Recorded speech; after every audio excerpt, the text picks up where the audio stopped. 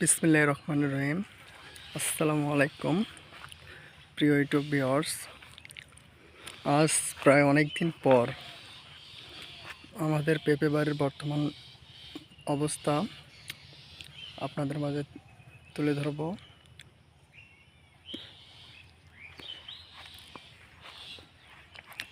আপনারা দেখতে পাচ্ছেন পেঁপে বাগানের ফুল চিত্র।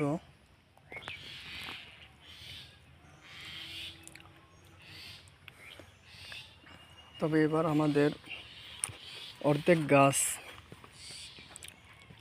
এই পেঁপের সংখ্যা খুবই কম। গ্রিন লেডি পেঁপে।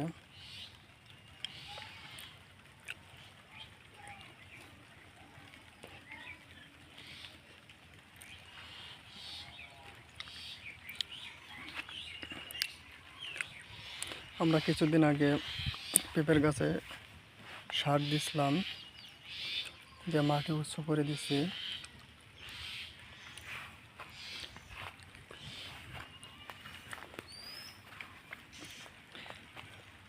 আমাদের প্রতিটা গাছ যদি এমন হতো তাহলে পেঁপেতে অনেক লাভবান হওয়া সম্ভব ছিল।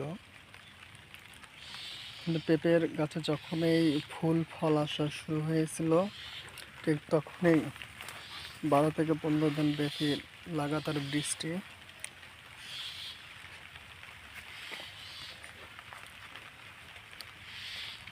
যার কারণে পেঁপের ফলন অনেকটা কমে গেছিল। ফুলগুলো পচে নষ্ট হয়ে গেছিল এবং ফলগুলো ঝরে গেছিল। গাছের অবস্থাও অনেকটা বাজে হয়ে গেছিল। তারপরেও ওষুধপাতি, কীটনাশক প্রয়োগ করে গাছগুলোকে আমরা আবার রিকভারি করার চেষ্টা করছি।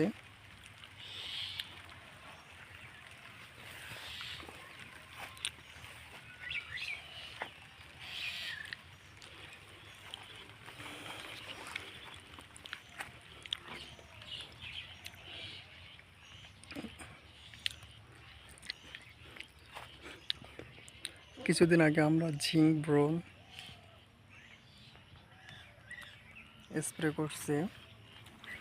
আমাদের এই পেঁপেগুলো একদম মাটির সাথে লাগা থেকেই ধরার কথা ছিল, কিন্তু এই অবস্থায় ফলগুলো আটকে নিয়ে অতিরিক্ত বৃষ্টির কারণে এখন উপরের দিকে লক্ষ্য করলে দেখা যায় যে সবগুলো আটকেতেছে।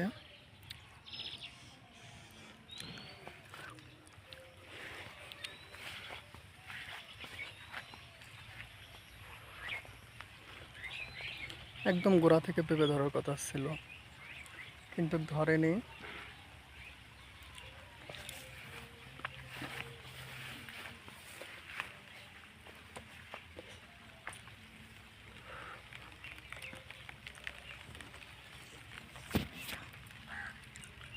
অনেক দিন ধরে ভিডিও করব বলে করা হয়নি, বিভিন্ন কাজের ব্যস্ততায়।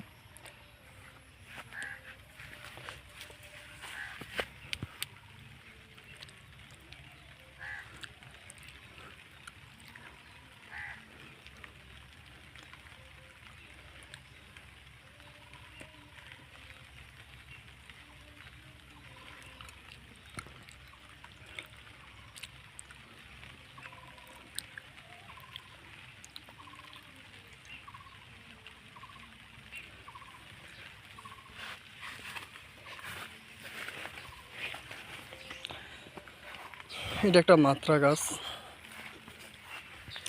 মাত্রা গাছে দেখেন, মাত্রা গাছও পেঁপে ধরছে।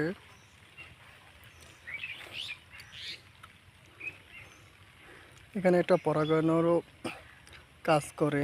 যে সময় অতিরিক্ত ফুলতে গাছগুলো ভরে গেছিলো, মাত্রাতিরিক্ত বৃষ্টির কারণে মৌমাছি বা বিভিন্ন যেসব মাছি পরাগায়নের জন্য উপযুক্ত, সেগুলো বাগানে উপস্থিতির হার অনেকটা কম ছিল।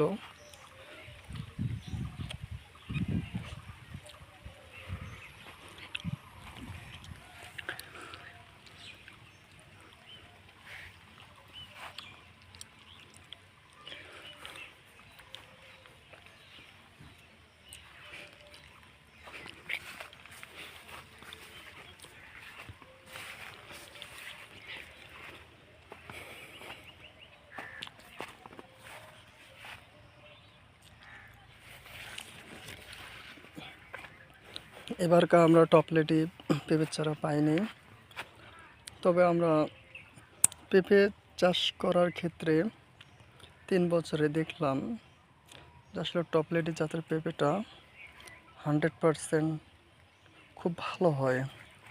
একদম গোড়া থেকে গাছের আগাল পর্যন্ত পেঁপের পরিমাণ অনেকটা বেশি।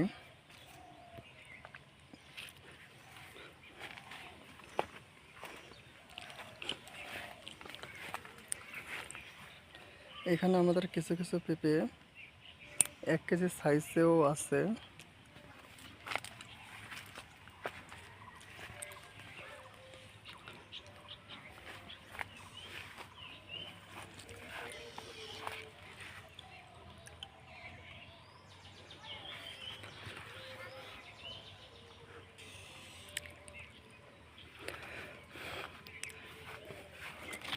এখানে অধিকাংশ গাছেই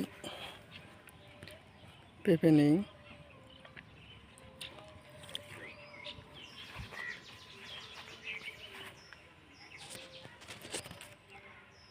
প্রায় গোড়া থেকে প্রায় 2 ফিট 2.5 ফিট উচ্চতায় পেঁপে ধরছে।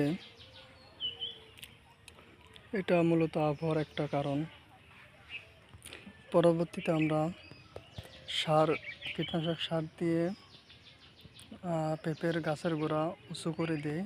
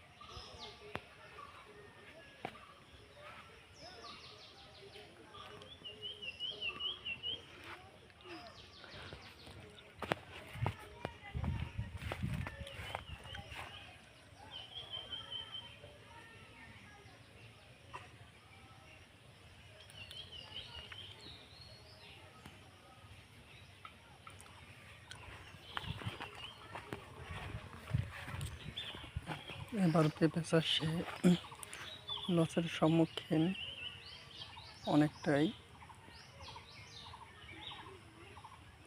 বৈরী আবহাওয়ার কারণে আমরা মাটি প্রস্তুত থেকে চারা রোপণ থেকে শুরু করে গাছে ফল ফুল ধরা পর্যন্ত এর যা যা ট্রিটমেন্ট বা যা যা প্রয়োজন আমরা সবই করছিলাম। তো বৈরী আবহাওয়ার কারণে গাছ সেভাবে সবল হতে পারেনি এবং পেঁপেও দিতে পারেনি।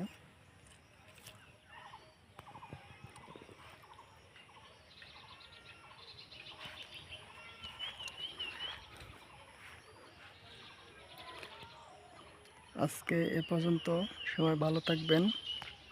আসসালামু আলাইকুম।